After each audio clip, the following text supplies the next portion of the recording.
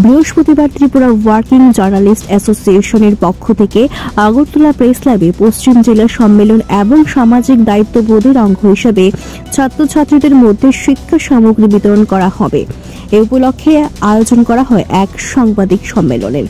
এই সাংবাদিক সম্মেলনে উপস্থিত ছিলেন ত্রিপুরা ওয়ার্কিং জার্নালিস্টের সাধারণ সম্পাদক সুনীল দেবনাথ সহ আর অন্যান্যরা।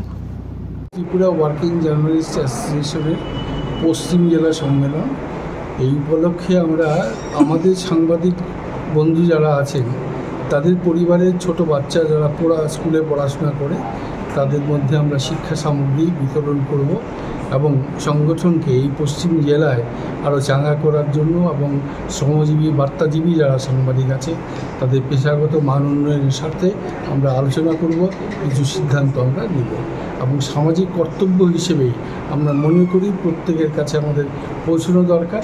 এবং সাংবাদিক যেহেতু পেশাগতভাবে একটা মহান পেশার সাথে যুক্ত আছেন এবং তাদের পরিবারের সাথে আমরা নতুন করে বন্ডিং তৈরি করতে চাই, সংযুক্ত করতে চাই সবাইকে।